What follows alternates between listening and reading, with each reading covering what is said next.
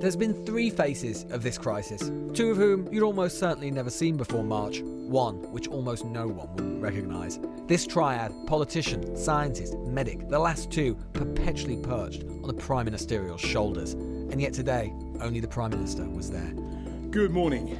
There was some caution today, money on offer to prepare the NHS for a second spike, and a reminder that everything he said was conditional. But it was the optimist Johnson largely on show, with a promise of normal life on the horizon. It is my strong and sincere hope that we will be able to review the outstanding restrictions and allow a more significant return to normality from November at the earliest, possibly in time for Christmas. But that Vallance and Whitty were no longer flanking him, was, the Prime Minister said, no longer important. The Chief Scientific Advisor, the Chief Medical Officer, give us advice, which we, of course, take very, very seriously. But in the end, decisions are taken by the elected politicians. We have to weigh the advice that we get. And I don't think that our wonderful scientific and medical advisors would want to take those decisions for us. Those are decisions for us to take. This is a change of tack, and one a long time coming. Remember this? From the very beginning of this crisis, I followed the advice of our world-leading scientists. At each point, we have been following scientific and medical advice. We are following the expert scientific and medical advice. We must continue to follow the scientific evidence. Yet after Boris Johnson and his ministers hinted today that life could be back to normal and that we might be able to abandon social distancing, the science, or scientists, moves still further away. Everyone that I've spoken to thinks it's highly likely that this disease will continue to circulate and will come back in waves, and it may well be seasonal. The reality is distancing remains an important part of this mix. It's a message other scientists echo. And what we need to do in the summer months is absolutely ramp up the public health response, and that's primarily test and trace, or test and protect, as we call it here in Scotland. And again, the data that came out from test and trace in England just this week shows that things are really not improving at the pace they should be. But I think the announcements today kind of sent the message that things are going back to normal, and we shouldn't be feeling that things are normal. Earlier this week, the Academy of Medical Sciences warned us modelling of our reasonable worst-case scenario suggests a peak in hospital admissions and deaths in January-February 2021 of a similar magnitude to that of the first wave in spring 2020, coinciding with a period of peak demand on the NHS. And even before we get there, we've not even defeated the first wave. New cases have substantially declined across the UK since early June, but are hovering at a stubbornly high 600 or so new cases every day. Many scientists want to get that lower before any further loosening takes place. Effectively, we had two competing visions on display today, two competing visions of different futures. On one side, from the Prime Minister, yes, some caution, yes, optimism within limits, but a fundamentally optimistic one, saying that there is a chance that we might get back to normal by the autumn. On the other hand, a more austere view from the scientists, a view with which we've been perhaps more familiar in recent times, that effectively there is no chance of us getting back to normal until we find a vaccine. The Prime Minister is now being more open about balancing economic and epidemiological harm. He wants sunniness to get us back to work, to our jobs, to our lives. But the colder months are looming. The question is whether our actions in summer will make winter all the longer. Lewis Goodall. So, science-led or leaving science behind? Joining us now are Sir Mark Walpert, formerly Government Chief Scientific Advisor, now Chief Executive of the UK Research and Innovation Agency, and Professor Christina Pargle, Director of the Clinical Operational Research Unit at UCL and a member of Independent SAGE, that's the alternative scientific committee. Professor Pargle, if I can start with you first, do you think there is any realistic possibility of all these social distancing and other measures being relaxed by Christmas? No. I mean, I can't imagine that anyone would think that there is a realistic possibility without a vaccine. It's just not possible. The only place where it's been possible so far is New Zealand, where they've actively pursued a strategy of elimination, and that isn't the UK strategy.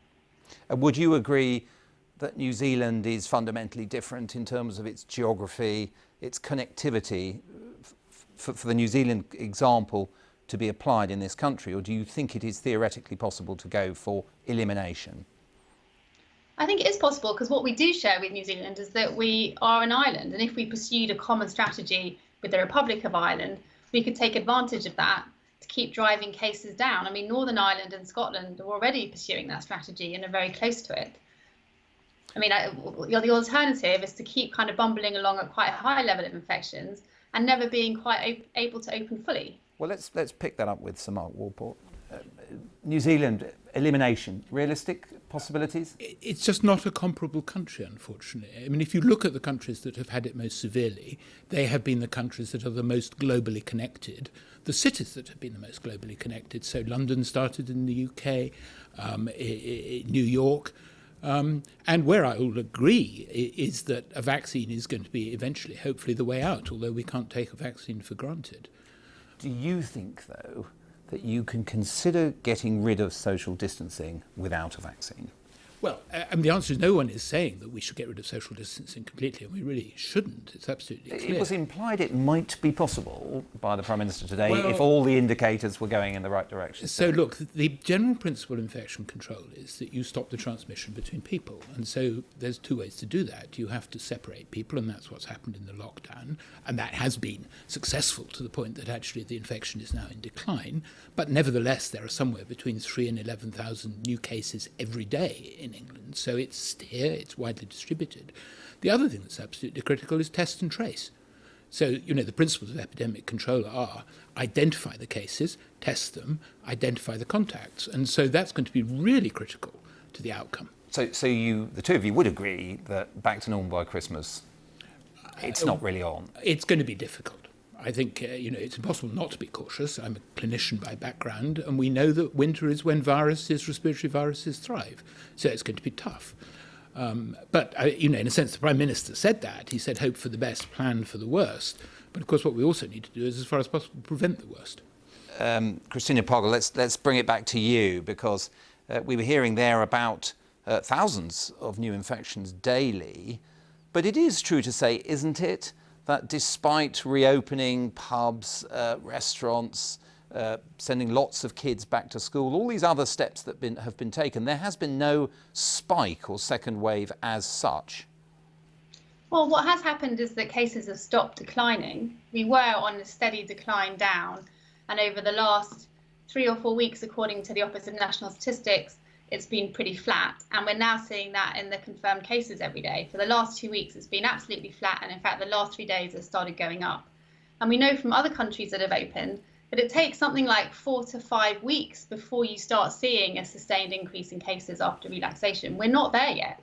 In fact, we just keep opening every 2-3 weeks something else without waiting to see what the impact was of the most recent one. And that's something where I'm quite worried, is that maybe it'll be too late by the time we realise it. Okay, well, let's put that to Mark, because the numbers of cases, I mean, we were looking at this before we went on air, 0.03% of the population estimate based on the survey testing, up to 0.04%. Is it rising, and does that mean that this is going too fast? It gets very difficult to be accurate when the numbers fall very small, but the evidence at the moment is that the reproduction area rate in most parts of the country is just below 1. But, I mean, the other thing one's obviously got to do is look at the other harms of the coronavirus pandemic as well. And, of course, the other harms are health harms through people not getting healthcare for other conditions, from them being socially isolated, the harm of not having education, the harm to the economy. And so, it's very easy if you simply look through the lens of the infection alone. But actually, if you're a politician, you've got to look through the lens of the economy, society at large, and it's a very difficult balancing act. And Christina, in balancing those harms, is it significant in your view that excess deaths are now below average for the time of year? The figure many people consider the critical variable in this. I mean, it's great news that excess deaths are below average now, but don't forget, deaths lag cases by about 4 weeks.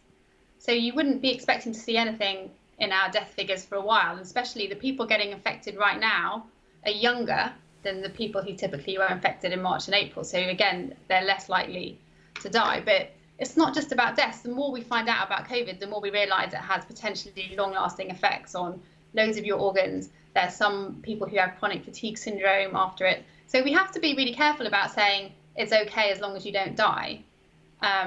So I definitely am a bit worried about just using deaths as your indicator.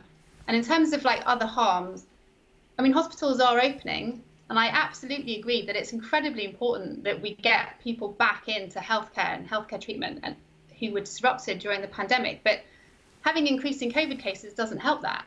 In fact, it makes it harder to treat people because they're more scared to come into healthcare settings. Where we both agree is that we have to keep this disease under the best possible control, which means keeping the cases as low as we possibly can. Eliminating it completely is a very, very tough ask, as we've seen around the world, and those countries that have done well, and it's important that we learn the lessons from around the world. You can see the countries that did initially well are having a resurgence of cases. And so the clinical challenge is to make sure that we test and trace, and that people, there's social solidarity is very important here. If people get symptoms, then, as Baroness Harding said earlier today, they should be tested. They've got to cooperate in terms of providing contact details. We've got to do the very best we can to track down the cases wherever they are. The involvement of local public health is absolutely critical because they know their area. So we've got to really manage it well. And in terms of that management, does it help that the scientific advisors do seem to be giving a different message on social distancing and the length of time that we might be having to restrict society? But the answer is, and the Prime Minister said this today, it is the job of the scientists to advise, it is the job of the politicians to decide. They're the ones that are elected, the scientific advisors are not. And the scientific advisors, who are looking obviously through the lens of the infection, as Professor Padgett is, clearly, you know, one wants to reduce the transmission. Social distancing is an important part of that. And no one has actually said that social distancing is out of the window. But it is, you know, clear as I was coming in here this evening that people out on the streets are pretty variable in their social distancing. Professor Poggle, Prime Minister did say today, hope for the best but prepare for the worst. Does this new raft of measures in terms of additional investment in the health service, testing and all the rest of it give you any confidence that that rise in cases you've been talking about can be managed in the coming months? The way that they're preparing for the worst seems to be dealing with it once we have a second wave. It doesn't seem to be preparing for the worst and trying to prevent that second wave.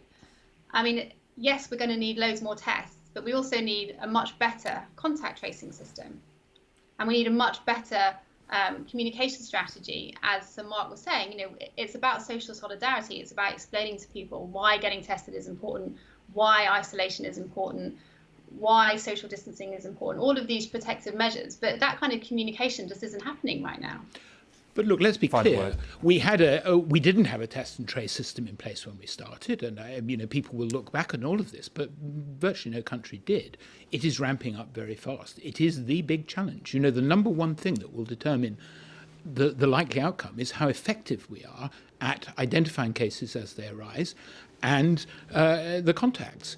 And of course, in the context of winter, where there may be flu as well, which is why the flu vaccination is so important, it will get harder. It's a tough job being a politician. In the last 6 weeks. It hasn't improved. I've been looking at the metrics. It's pretty much staying exactly the same. All right. Thank you very much, Professor Christina Pagel, Sir Mark Walport. Thank you both for joining us. Doubtless we will return to this theme as the story develops.